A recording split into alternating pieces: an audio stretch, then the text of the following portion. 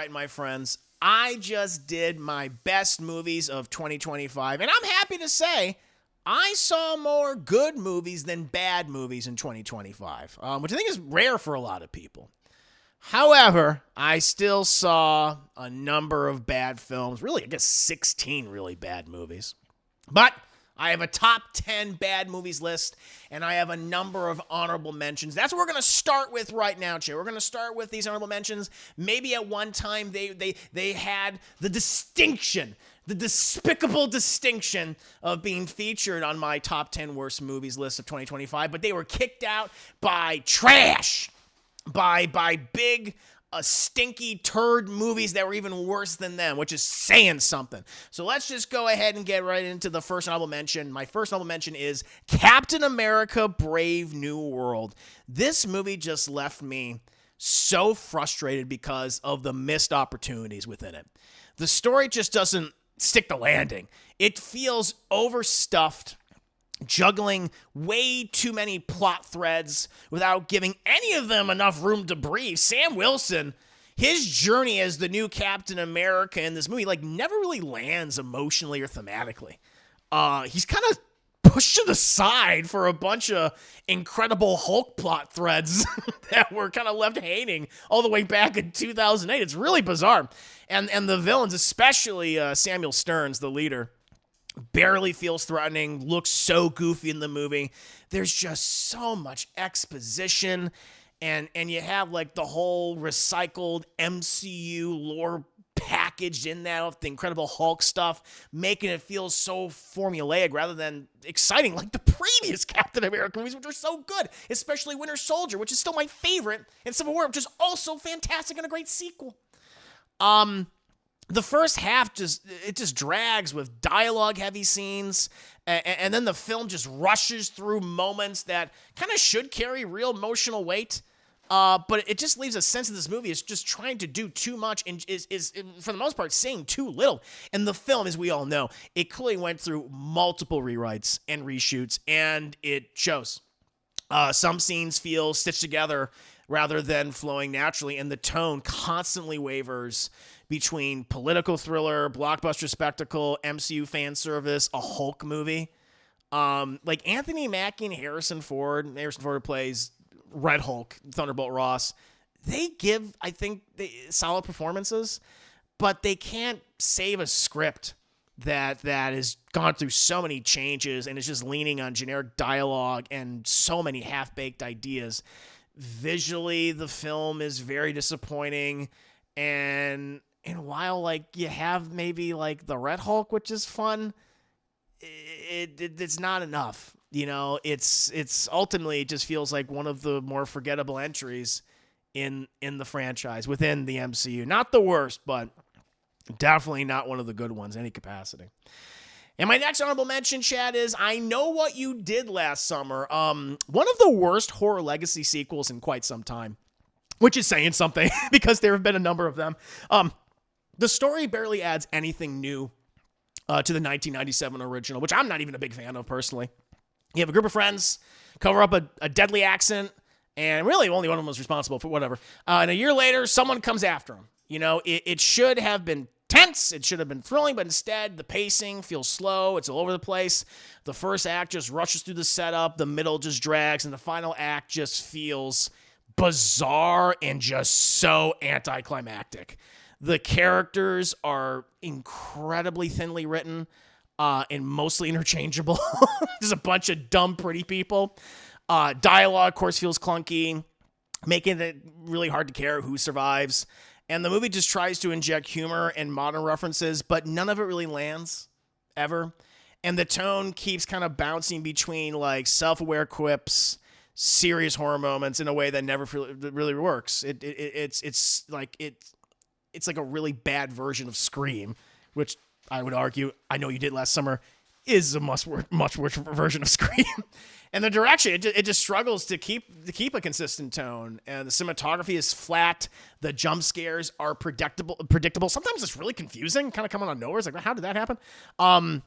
Even the fisherman villain, who I'm not really a big fan of, who, probably should be terrifying, is wasted and poorly executed in scenes. And since it's such a weak story, you have a few legacy cameos like Jennifer Love Hewitt and Freddie Prinze Jr., and they kind of had that like little nostalgic spark. Like there's chemistry. Like there's honestly chemistry between them, but they're so brief and they feel so tacked on rather than meaningful. And overall, the movie just leans too heavily on its own kind of lacking nostalgia and callbacks instead of building fresh new tension, introducing us to new fun characters, or introducing a compelling narrative.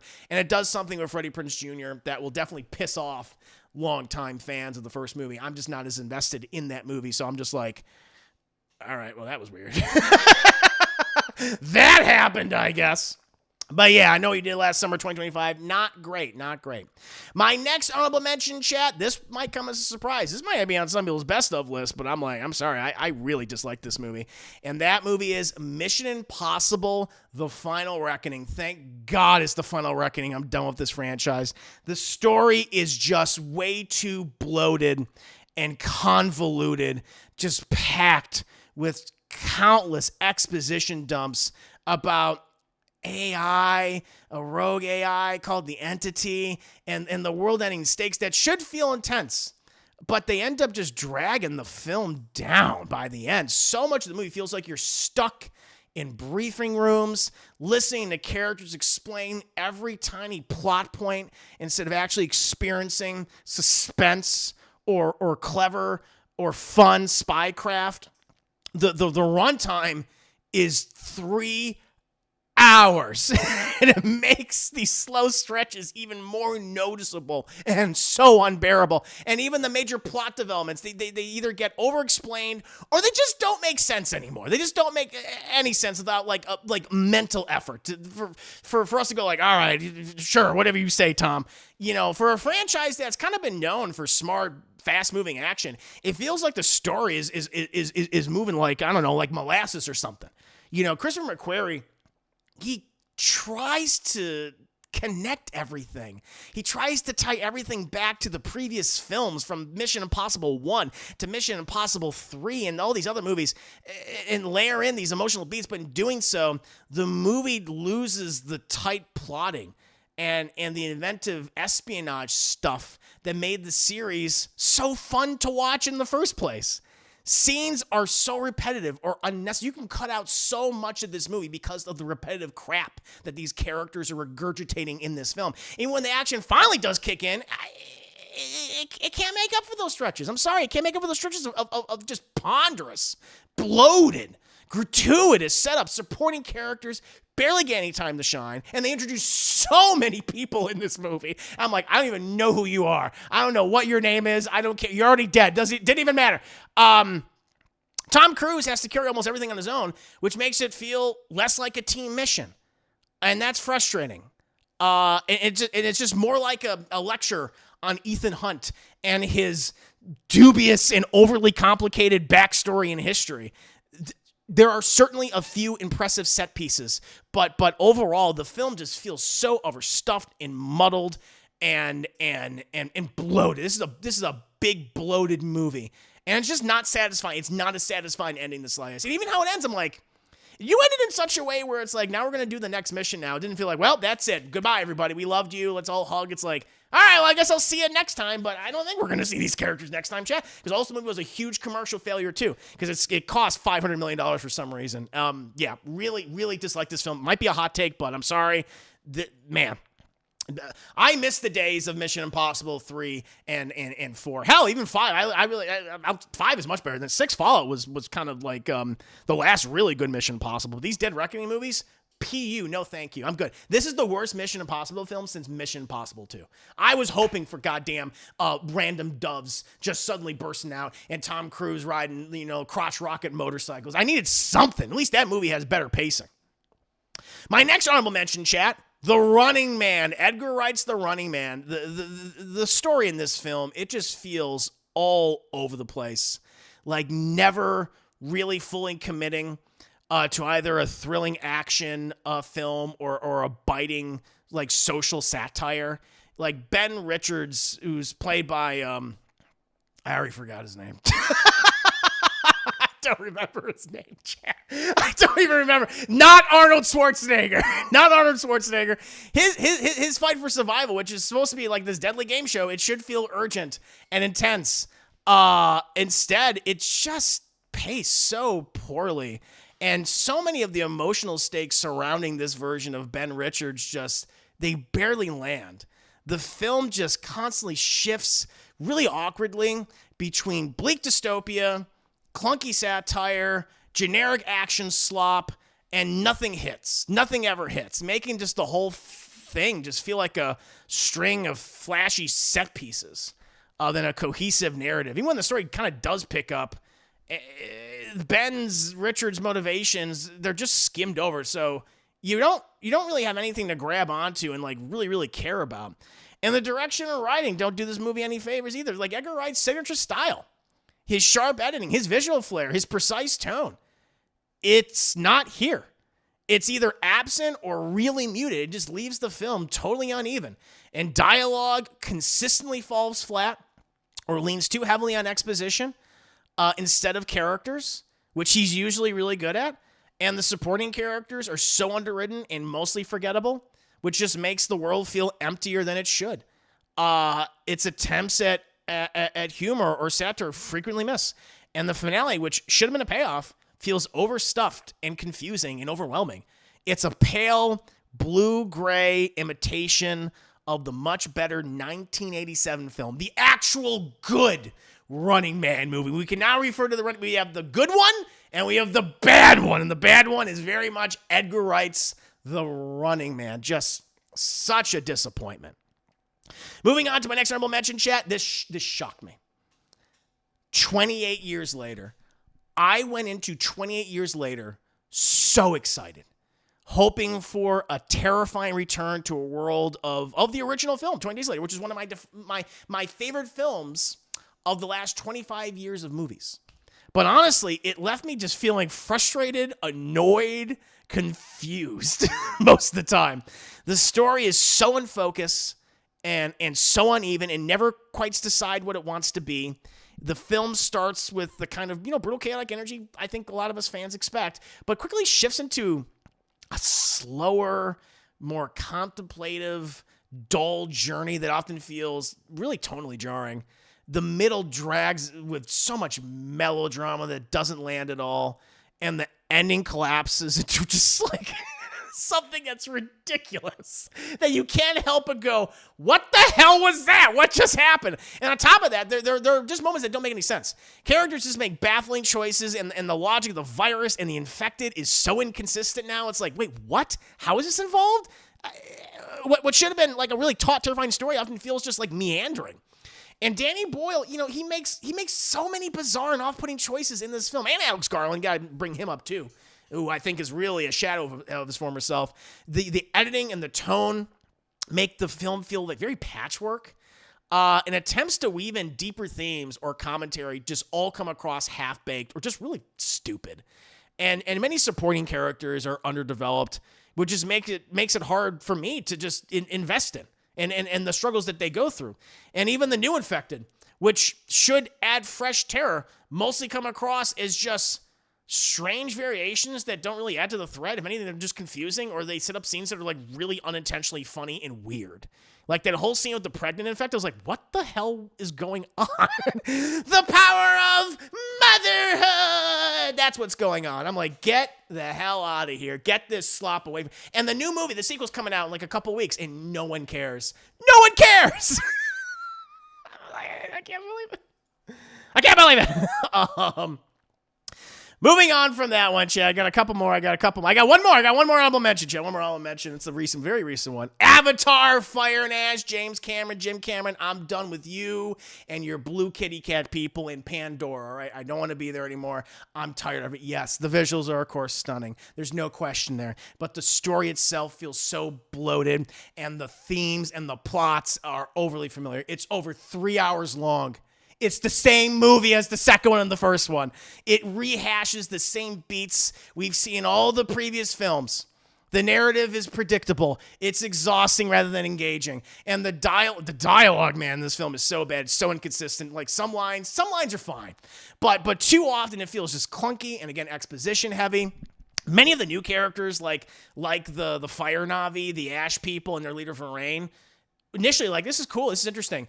They're not in the movie enough. They're underdeveloped. And it just makes their conflict feel like more like a plot device rather than something that actually like matters to the film itself. And then there's Spider, who gets way too much screen time and who's mostly annoying rather than interesting, which makes key parts of the story feel like a drag. And the other kids are able to. The kids are just there to create faux conflicts. They're to be annoying and brats and say, bro, and get kidnapped multiple times. And so then it's like, oh, God damn it, now we got to go over here now because they got kidnapped again. I'm done with it. I'm tired of it. It's so lazy. James Cameron has literally wasted the last 25 years of his life making these, yes, they're the highest grossing films. I don't get it. They're beautiful. They're beautiful. But my God, for anyone to say like, yeah, Avatar, it's just as good as Terminator 2, just as good as Terminator 2 or Aliens, or True Lies, like, get the hell out of here. Get your hand out of your blue ass and get off Pandora, all right?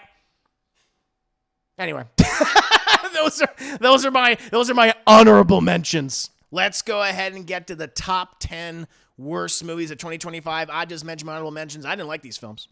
Maybe there were like a couple things where I could say like that was good, but overall, I thought they stink.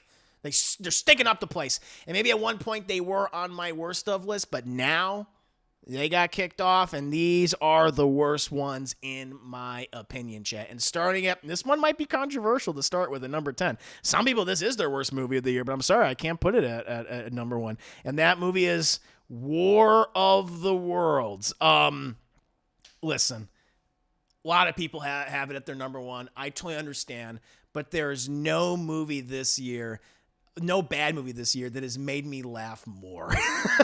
I kind of love this movie in a way because of how blatantly terrible it is, for just awful direction and writing, acting, and just how egregious it is when it comes to its product placement, how it literally just exists to promote Amazon just so Jeff Bezos can get another super yacht. That's what it is. I mean, trying to like update H.G. Wells's tale for like the digital age kind of feels misguided, especially with the screen life, technique. And it just ends up being, the whole movie rather than like a storytelling tool, like a sequence in the film.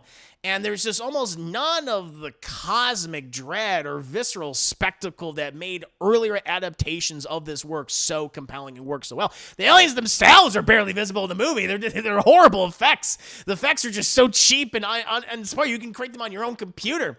And instead of tension, we get long stretches of exposition over Zoom-style windows of Ice Cube yelling at us. Choppy editing that just kind of drains energy from every scene. And by the time like the big set pieces arrive, which, come on, they're not exactly big set pieces, it's just hard to feel invested in what's happening because the invasion itself feels so vague and unthreatening and most of the time unintentionally funny. And as I said at the top, like one of the most obvious things that completely took me out of War of the Worlds, I think for most people, was just how obvious the Amazon marketing and product placement is. And it's hilarious. It's so funny.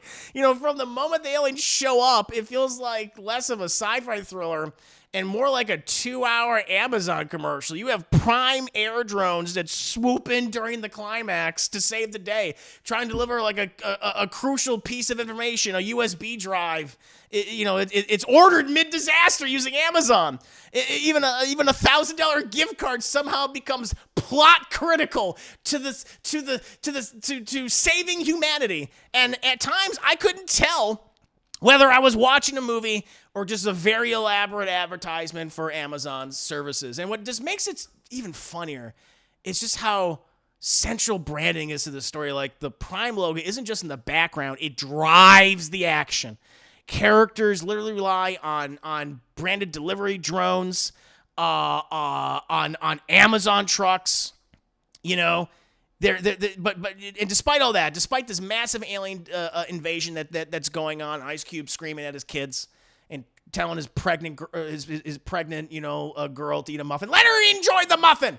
You know, you literally have a moment where, despite all this is happening, Amazon is still going to get its packages to your front doorstep on time.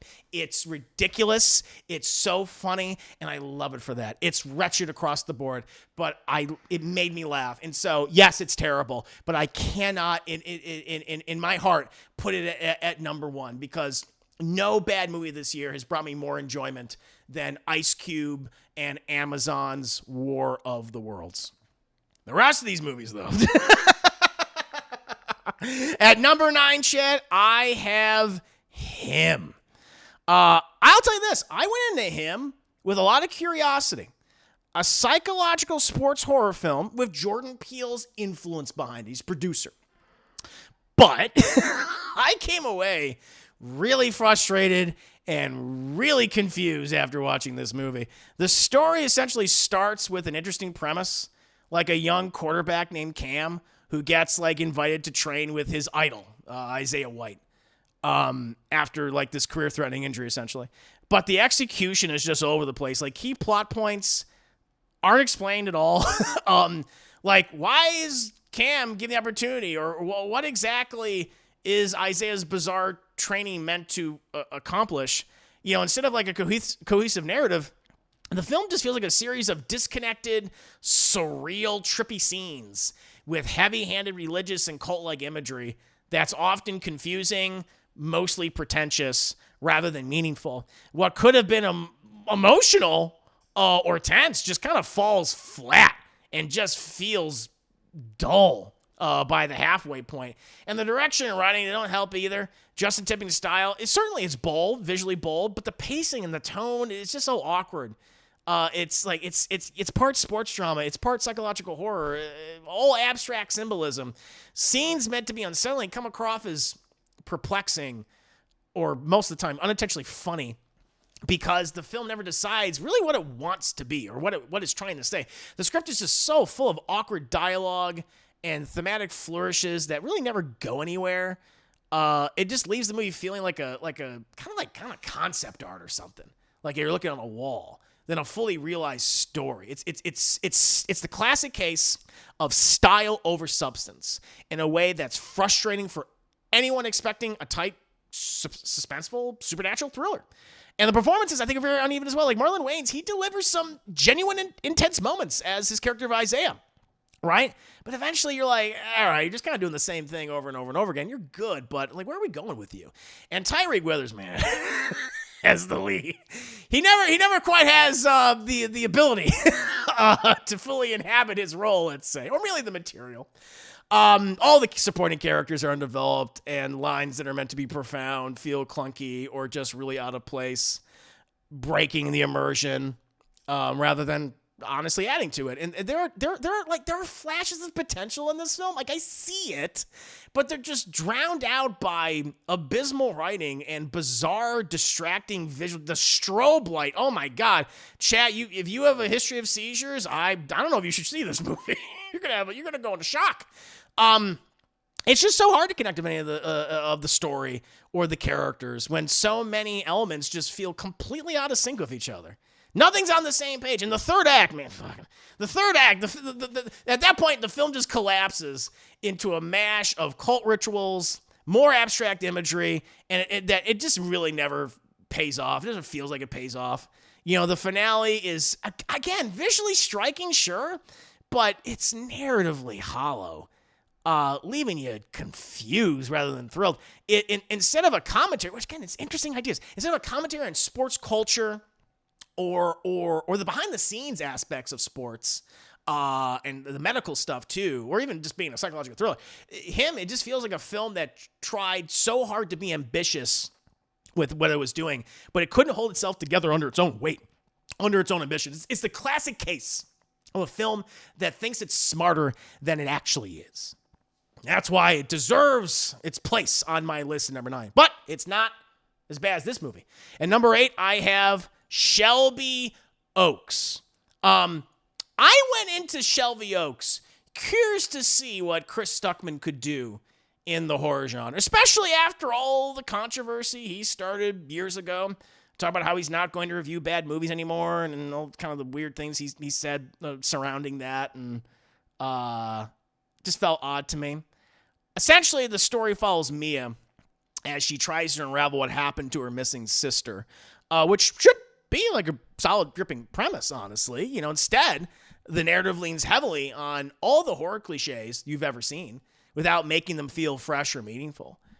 Every twist is predictable, and moments that should build suspense often fall flat because they play out exactly like scenes we've seen in countless other horror films, time and time again. At times, it really feels like a patchwork of familiar genre beats and tropes rather than a story with like its own sense of identity.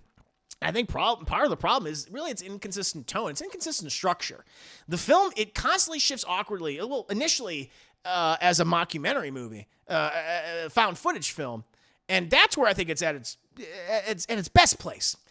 But then it starts to go more into the traditional horror style, and it just never quite is able to get that right. Like in any capacity. This switch makes it hard to stay immersed, and like any momentum it builds is immediately reset. And by the time the revelations start to unfold, they're just more confusing than compelling, and the movie struggles to generate the eerie, lingering tension that a horror story like this desperately needs. The writing is abysmal in this movie. It undermines the entire film. Dialogue is consistently generic and stilted, and characters make bafflingly stupid decisions just to advance the plot, just so we can get to point A, point B, and then to point C, baby, which undercuts the suspense, any real suspense. And there's so many scenes with jump scares that are so poorly executed and just they just become unintentionally comical. So unintentionally funny. And the ending in particular, it feels rushed and baffling and kind of really mean and gross. And it just leaves you wondering, like, what was that about? What was the point of all this? It's clear that the script just never quite supports the ambitions that Chris Stuckman had for the story. And even technically, the movie it's not very good. There are certainly moments of atmospheric cinematography in the beginning. And the lead, I think she does the best job that she can with the material, but everything else, it just doesn't work.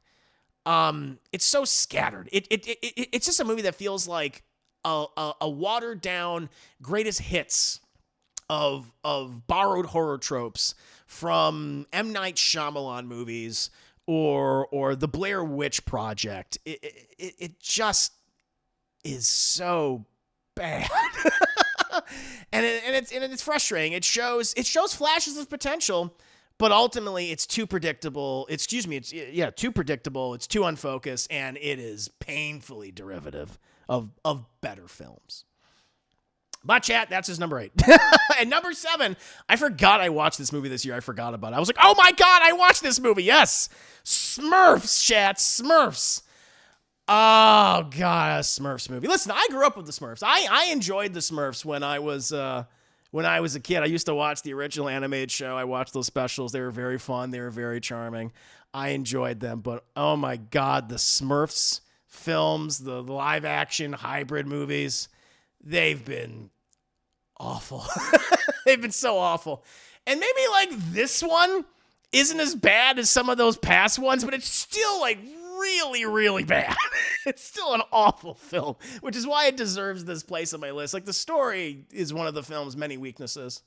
It's just overstuffed with really bad ideas, multiverse detours, and lore dumps, shockingly, that never really cohere into anything engaging. Rather than telling like a clean, fun family adventure, the screenplay just piles on. It shoehorns in as many modern day references to products, to services, to memes, to trends that it possibly can. Scenes come and go without any consequence. Who cares what happened in the previous scene? Let's make a reference to, a Fortnite dance. Let's do that. That's what the kids want. And by the time the film reaches its emotional beats, if you want to call them that, you don't care. You don't care anymore. The writing and the humor are abysmal. The jokes are widely inconsistent to be nice, bouncing between really just low effort, lowbrow slapstick, awkward. Again, so many attempts at the modern self-aware comedy that we so often see in these types of films. It becomes dated immediately because of that.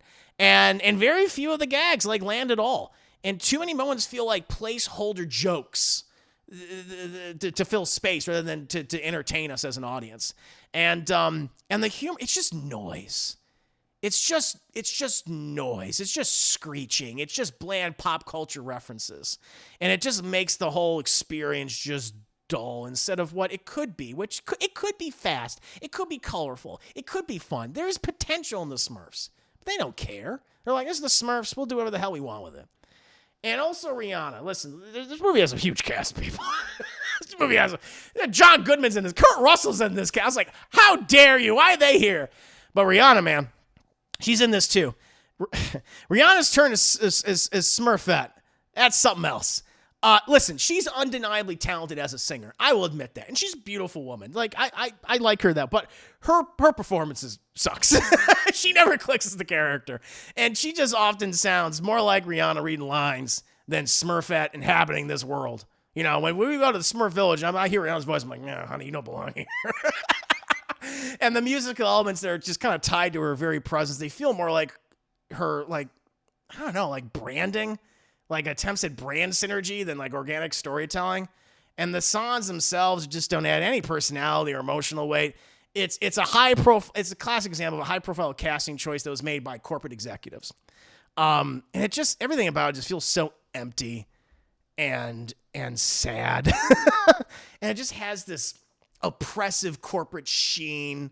It was all designed by committee rather than driven by creative passion. And finally, I forgot about this because oh God, it's all rushing back. It's all rushing back. The film answers the question that none of us wanted the answer to. How do Smurfs procreate? How do they breed? I know the answer. The definitive answer. It would make Jake Gyllenhaal's head spin from Donnie Darko here. And he's like, that's not true. It's like, it is true. It's possible.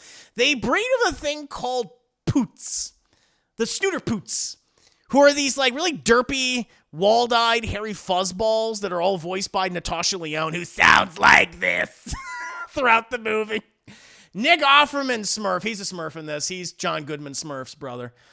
He talks about how he puts his Smurf inside of her poots.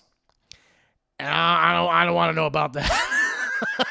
But I do now. I know it now. I have this knowledge. I forgot about it, but I was reminded of it. And this movie, it's so terrible. It's so trash. It's an abomination against everything that is good and right in this world. And I felt drained after seeing it. I feel drained just talking about it in front of you guys. And that's why it's my number. It's only number 7. That's why it's my 7th worst movie of 2025, chap. But I think this movie's even worse, shockingly. And number 6, I have a Minecraft movie, still like the highest grossing film of this year, one of the highest grossing films of this year. I'll say this to be positive. I think the movie captures the iconic aesthetic of Minecraft very well. From the crisp, pixelated landscapes to the way the lighting animation just kind of bring the blocky world to life, essentially. And I think fans of the game certainly appreciate seeing those familiar biomes and creatures when with a lot of care. Unfortunately, the rest of the movie is a giant fucking turd. It's horrible. The story and the writing, to be it nice, are the biggest disappointments here. Instead of, I don't know, an engaging narrative, the plot just constantly meanders between this huge cast of characters you can give a shit less about. And these loosely connected set pieces that really never build any momentum or any real fun. Characters introduced with I guess grand intentions, but never seem to grow or develop or change in meaningful ways. Like dialogue, it leans heavily on just either generic motivational speeches, exposition dumps, or just really poor attempts at humor. And again, kind of like making those same generic modern references that instantly make the movie feel it's a story that feels constructed by committee again, rather than created with any real sense or semblance of heart. And the characters themselves are either dull, unlikable, sometimes downright fucking mean. And on top of that, the humor is awful. Jokes range from painfully obvious references to like Minecraft mechanics, I suppose, to awkward attempts at slapstick that feel like they belong in a different movie entirely. You literally see Jason Momoa and Jack Black 69 each other while flying, and I'm like, I didn't want to see that. I don't see why this is important. The result is just like a complete tonal mess. Yeah, the humorous bits just don't fit beside any of the emotional beats of the movie, and the emotional beats are undermined by humor that just doesn't belong there in the first place. And the most baffling thing to me in this movie is the lionization from some, if not all, most pockets of the Minecraft fandom, where obnoxious online reactions that treat the movie as if it's the second coming of cinema itself. Sure, passionate fans can elevate a property, but the over-the-top praise, jiggy joggy, it just is so wretched. It just illustrates that, I don't know, that kind of like weird defensiveness that some people have over certain properties that makes like an honest discussion like really hard with them, like about something. It's like, I feel like you guys deserve better, but I guess you guys are really happy with just that shit slop being shoved into your mouth holes. It's really weird. It's one thing to enjoy a film for what it is. It's another to just gaslight the rest of us into applauding its flaws. I am not applauding chicken jockey, okay? I don't see why that is like the end-all be-all cinematic line of 2025. Truly bizarre. That's not the worst one, Chad. It's not the worst. Moving on to the top 5 worst movies of 2025. At number 5, I have Flight Risk. I forgot about this movie. Listen, I'll tell you right now at the top, like, kind of, it's like a good idea. Like, it's a Mel Gibson movie, which there's a lot you can say about Mel Gibson, but the man has made and directed and written a lot of great movies. You know, Braveheart, just to name one, right? Great film, one of the defining movies of the 90s. And obviously some other movies, Apocalypto, of course. But when I heard about this, the basic description is like, oh, it's kind of like a cool, intimate, one location thriller, all of it taking place on an airplane, where you have Mark Wahlberg, who's playing this pilot who's actually a hitman for the mob, and you have this one other character, this FBI agent who's trying to get this key witness to this other location, and chaos ensues. But what we just get is essentially the waste of a good idea that becomes really boring and incredibly repetitive and just filled with so many countless tropes. And this is saying something. One of the worst performances of Mark Wahlberg's career, which is, there are many. He's made some good movies. He has had some good roles. But oh my God, he has made a lot of bad movies, and he's had a lot of bad roles. And this is one of his worst roles in quite some time, where he plays this Looney Tune of a character who you think like, okay, Mark Wahlberg is a hitman who's trying to kill these people on this plane, and what's going to happen with that? And he just looks ridiculous with his awful haircut and his ridiculous receding hairline that he insists on having, that when you look at, you can't help but laugh at him.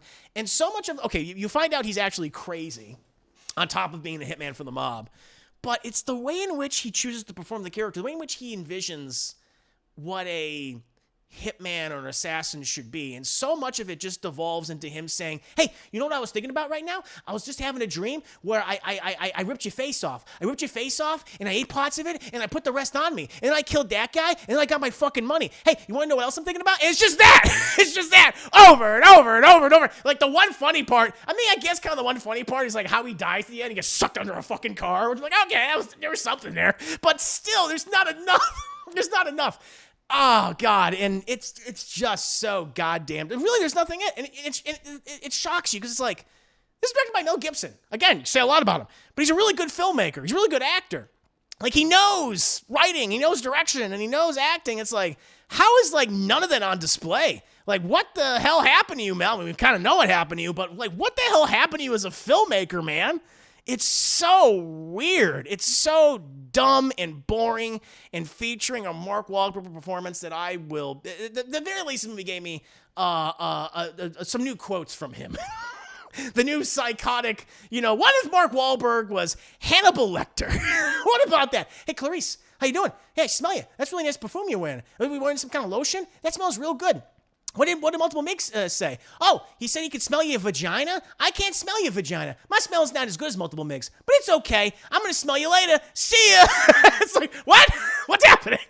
That's essentially what he is, which you might find some entertainment in that. Me, it wasn't nearly enough. It wasn't nearly enough, Chad. That's why Flight Risk is number 5 on my top 10 worst list of 2025. And number 4, this comes as no surprise to you guys. And number 4, I have Snow White. Oh, chat. This is just another soulless Disney live action remake. We've gotten so many of these. There's been like a handful of good ones, like The Jungle Book for me. That is still the best one. That is the one they should constantly try to achieve. As good as the original film, which is saying something because I think the original Jungle Book is a great animated movie. But they've never been able to reach the same heights. All these other films just feel so much less than their animated counterparts. And they just feel just solely driven of trying to capitalize off of people's nostalgia for these movies without including any of the magic, any of the effort, any of the heart that those films had. And Snow White, it's not the worst live action Disney film. I still think that's The Lion King, but ooh, it's close. It's really, really close.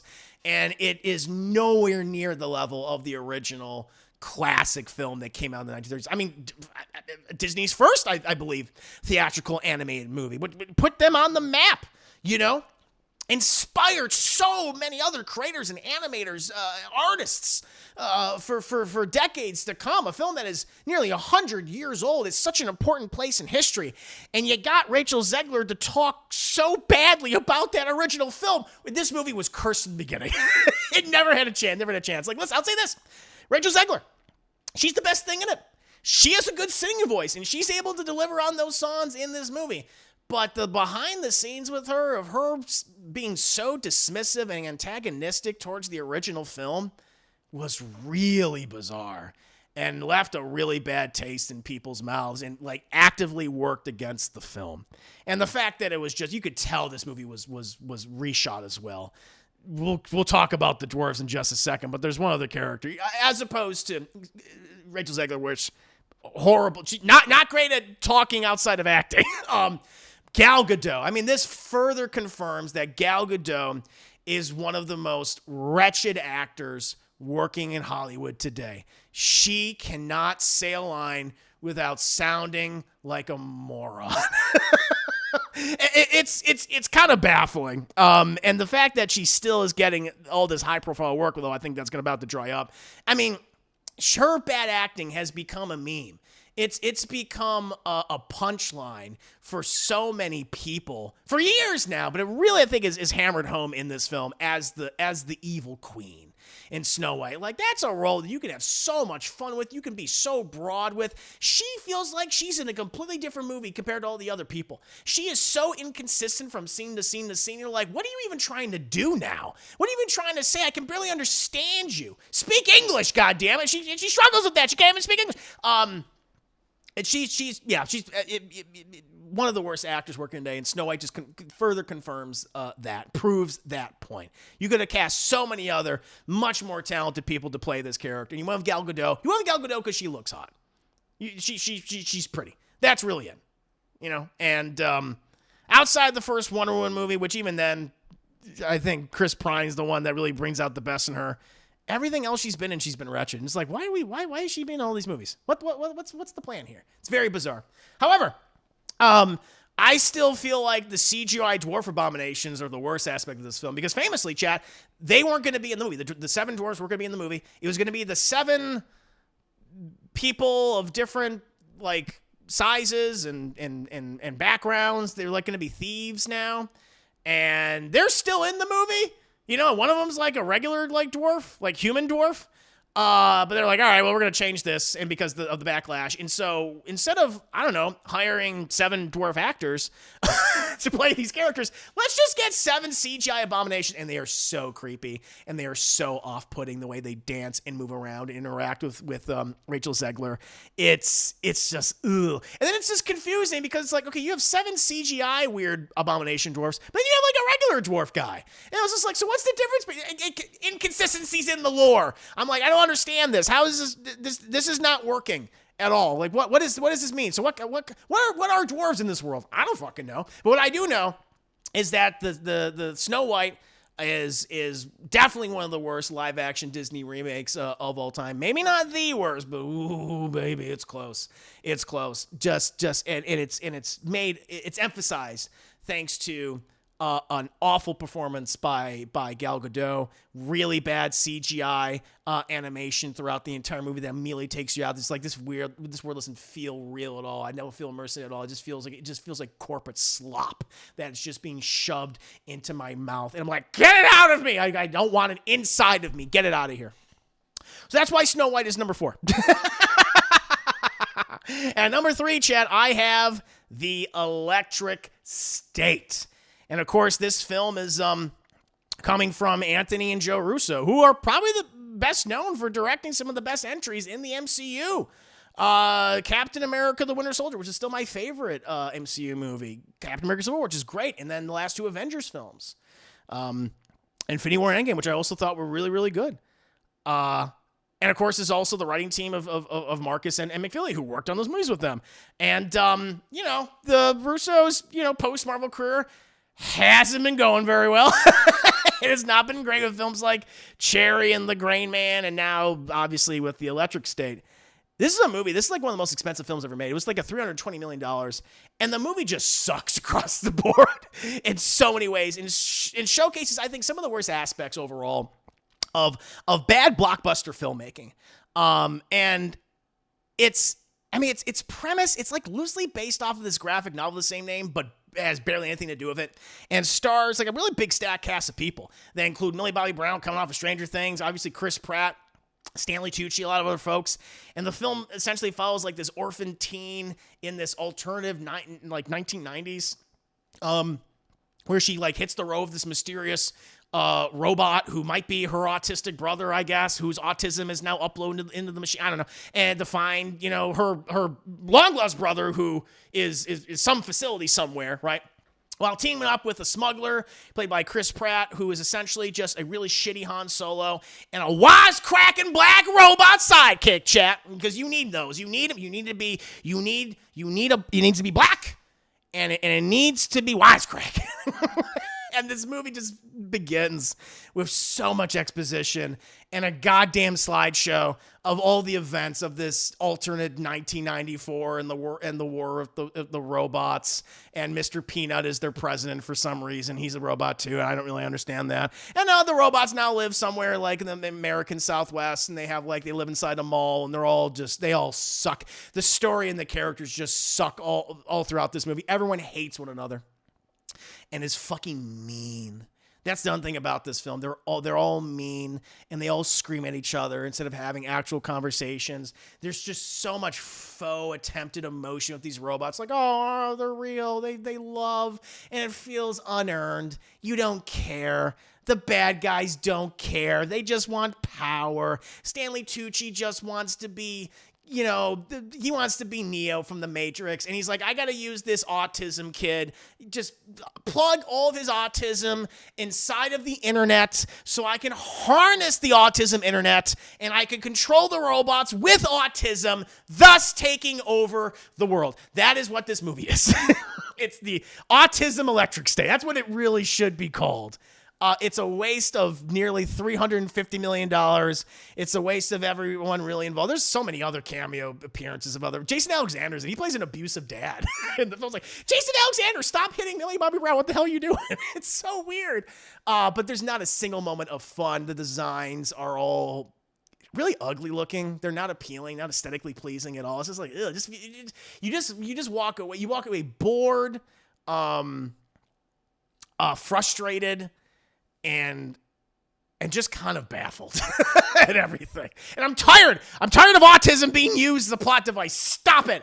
All right. And why is that? It keeps coming back as a superpower. I'm done. I'm so done with it. But it's not the worst one. It's not the second worst one, Jen. The second worst one for me, this movie was number 1 for me for a long time. But number 2, I have Jurassic World Rebirth or Afterbirth. This movie is a giant dino turd of a film, and it's the second worst Jurassic Park film. which is saying something. Dominion still holds that position, in my opinion, as being the worst. But this, to me, is second worst. From its premise to its characters to its story, the movie basically hopes you don't have any active brain cells. It hopes that you're stupid, because all of it is doing is capitalizing on people's nostalgia for the original film. Literally creating entire sequences from the first movie, referencing scenes throughout the entire franchise, putting in a shit ton of product placement for food and candy and toys, all delivered by actors giving either lifeless or just annoyed performances. That's the film. That's Jurassic World Rebirth. It's the afterbirth of it's the afterbirth being shat out of the dino cloaca of what's left of this entire series. The movie literally starts with a fat guy eating a Snickers. And that should tell you right off the bat what we're about to see. We're about to see some really dumb stuff, like the fat guy who's eating the Snickers drops the candy bar, and for whatever reason, despite these advanced, systems and security measures that John Hammond, implemented, spared no expense. That's what he often says. It managed to shut down the entire security system of this entire advanced facility, right? And that unleashes the dumbest dinosaur in Jurassic Park yet, which they have all these muty dinosaurs, mutodons or whatever. They have the D-Rex. I call it the Derposaurus Rex, chat, because he looks very derpy. He looks very derpy, and he needs a juice box, and he needs cookies, and he also wants that fat guy, and he hates the fat guy in the beginning, chat, because he's fat and he's slow and he can't fit through the door. Because of course. It's like immediately, it's like, oh my god, from the get go, I couldn't believe it. I couldn't believe it, man. Chaos, fucking chaos theory. Ian Malcolm was right. He was right. Snickers, man. It was able to destroy the security. It brought down the entire park. At least in the first movie, you had Dennis Nedry, man. You had Dennis Nedry, corporate espionage. I'm going to shut down the stuff. I'm going to make sure that they won't be able to activate it so I can get out of there with my dino DNA. And he gets fucking eaten by a Dilophosaurus, which is pretty goddamn cool. But it's like, okay, this makes sense. Here, it's fucking Snickers. That's what does it. Oh, Gareth Edwards, you're such an amazing filmmaker. You fucking failed upward your entire goddamn career. Your best movie is literally a film you didn't even direct. It was another guy that had to come and save it because you're such a fucking incompetent filmmaker. And it's like he gets rewarded with bullshit. He gets rewarded. He keeps getting rewarded for whatever reason. Because you know why? He's a yes man. He's a corporate yes man. That's what he always does. He says, yes, sir, I will do exactly what you want. He is such a wretched filmmaker. And the other thing is, the premise of the dinosaurs just dying across the planet is such a cop-out. And it's so inconsistent. Like in the previous movies, which you can say a lot about them, the fact that like, all right, now they're here. They're proliferated across the entire world. What are we going to do? Nah, they died out. We don't worry about it anymore. It's like, what? Wait, what? They died. Don't worry about it. I was like, okay. And the story just, it's the same plot you've seen before. It's the team sent to an island. Dinosaurs attack, must escape. Template. We've seen since Jurassic Park 3, and Jurassic World, which are all better than this movie. The character development is so bad. It's literally out of, I think I compared at the time to my original review, it's something out of a Zack Snyder film, like Rebel Moon. It's like Rebel Moon Part 3, Dino Escapades, where you have Scarlett Johansson, Mahershala Ali, and Jonathan Bailey, and just sitting around a fucking table, just tell me about your backstory. Oh, here's my backstory. Scarlett Johansson, something about her mom. Her mom died. I don't know. Mahershala Ali, about you? I think I'm divorced from. I think he's divorced from his wife. I don't know. It's okay. Jonathan Bailey, he's in it. He's handsome. He's nerdy. He worked for Alan Grant apparently. That's it. Rupert Friend, you're evil. You're an evil man. That's what you do. Honestly, I don't hate him. I don't hate Rupert Friend in this movie. I was like, because you know why? Because he's made the villain because of what he let one of the kids almost die in this film. I'm like, I don't give a fuck about those kids. I could give a shit less, and that's the worst thing. For whatever reason, this franchise is like, we need to always have a kid.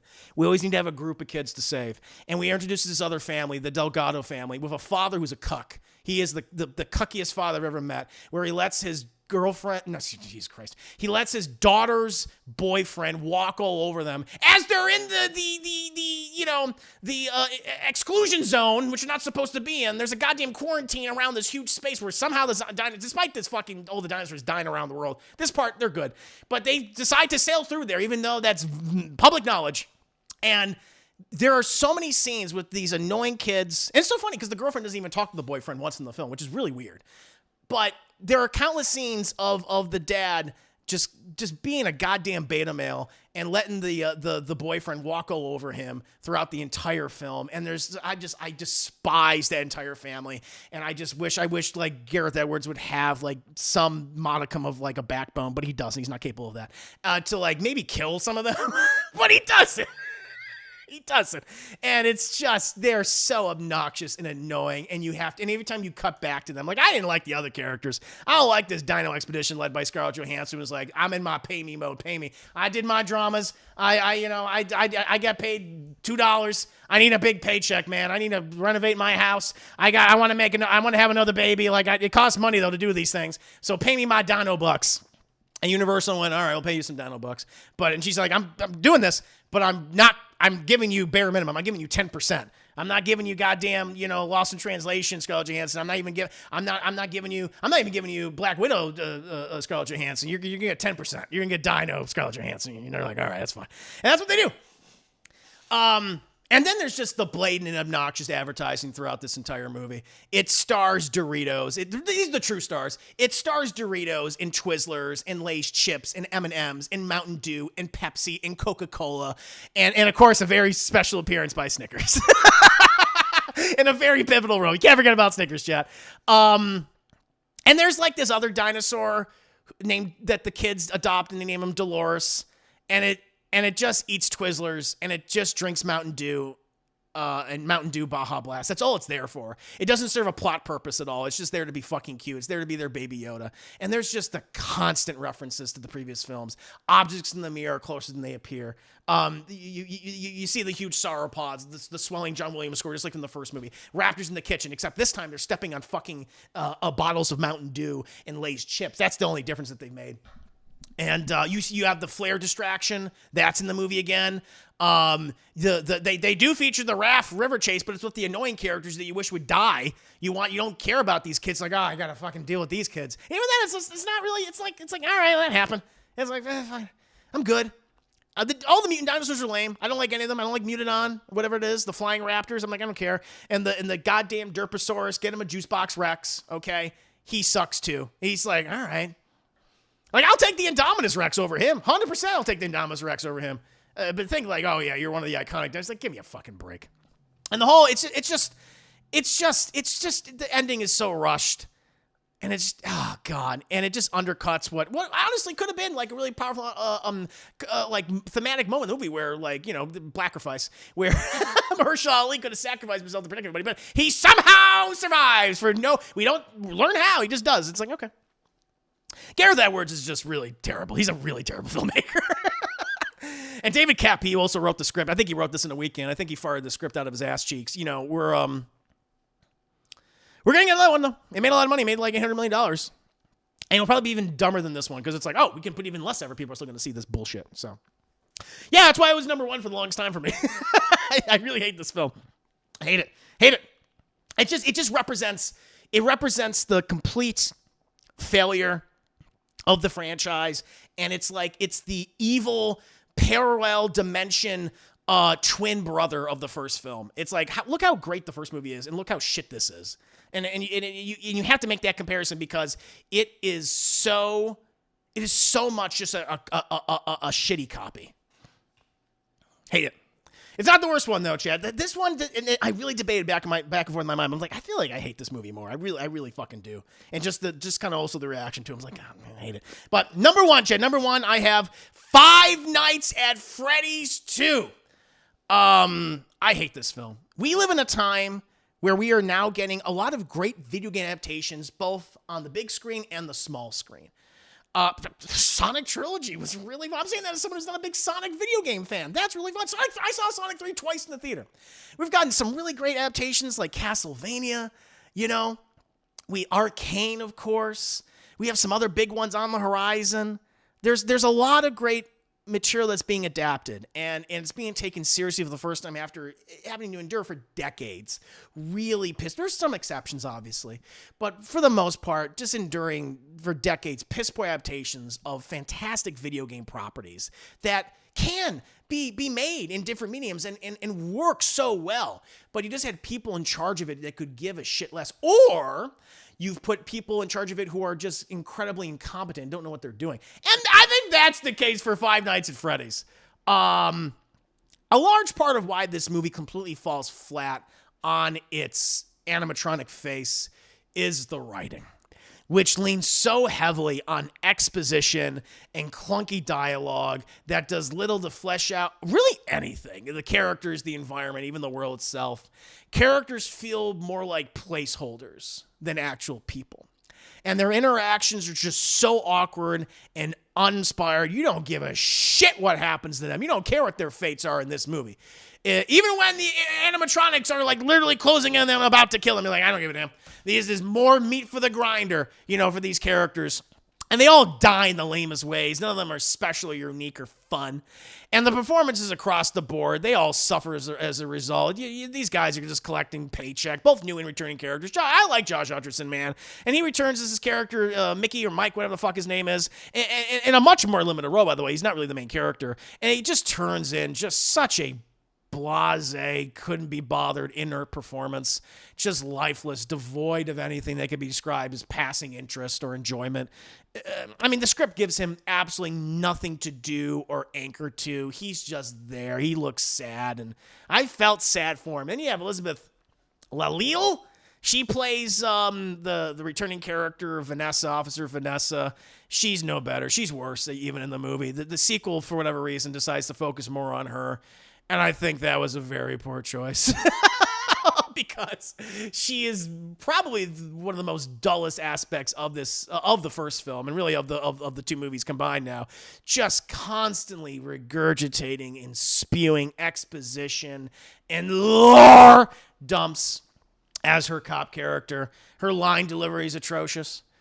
Everything with her falls flat. The character is given nothing to do. The scenes with her and Hutcherson showcase their complete lack of chemistry throughout the movie. Just makes it difficult to invest in them or what's going on.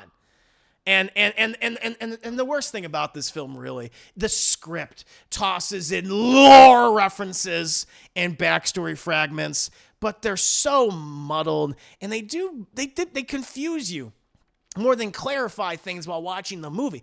Instead of a narrative that it invites horror through its mystery and its intrigue and its characters and its threat, we just get one that relies on the source material that characters just point at or just sit down or talk about. Or in a lot of cases, we just have to fill in the gaps of ourselves because it's like, well, if you played the video, if you played the video games, you would know what that is. Well, I didn't play the video games, and I feel like the movie should explain that, but in a fucking entertaining way that doesn't just say point at that thing and like, if you know, that explains everything that's going to happen in the next scene. That's not good. That's not good filmmaking.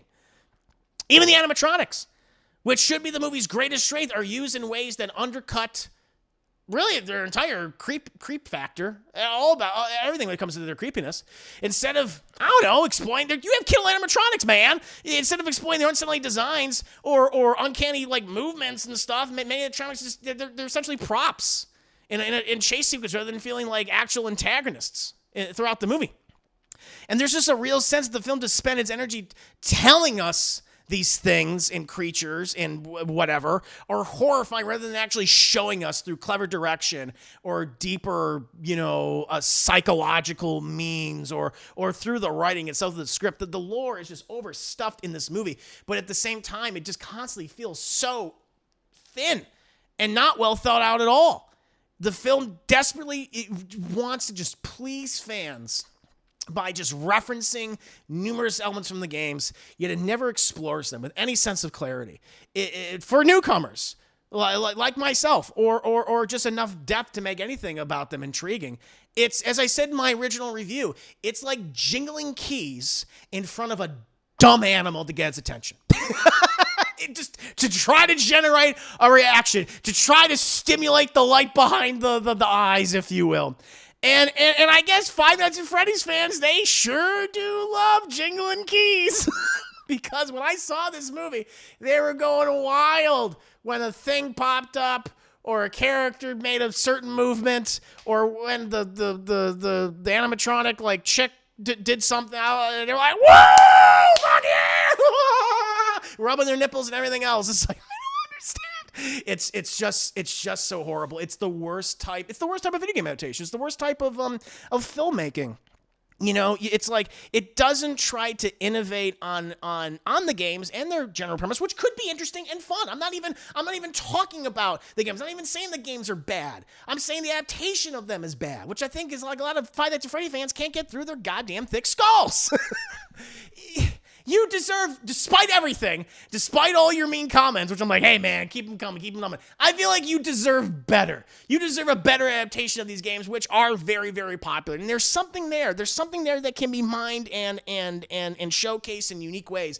But for whatever reason, man, you guys are just fine with slop. You're fine with that stuff just being shoved down your throat. You're fine with them just, you're fine with for the meme of it all. That's really what it is. You just want to be a part of the reaction to within the theater. It doesn't matter if the characters are good, if the writing's good, if the direction's good. It's like, it doesn't matter because they did the thing in the game and you like the game and it makes you feel good in that moment because they acknowledged it. But you can have that stuff, but it can be told so much better.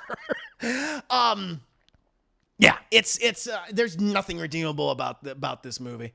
There are no good ideas in it. It represents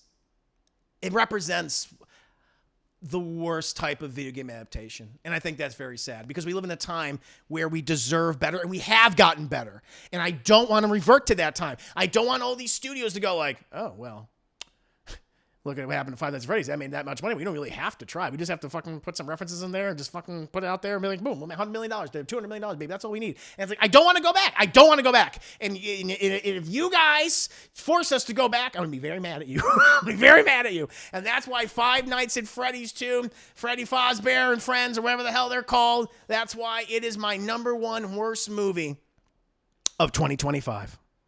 But what about you guys? What are your worst movies of 2025? Do you agree with my list? Or you'd be like, well, Chris, I actually like these movies. I thought Jurassic World Rebirth was fun. I like seeing the Snickers do all that stuff. Or are you more like Chris, what are you talking about? These are some of the best movies of the year. Five Nights at Freddy's is a cinematic masterpiece. When that one guy pointed at the thing on the wall, that was, and everyone went, oh, and like there was no dialogue for a bit because it was just there to reference something. That was cinema. Let me know.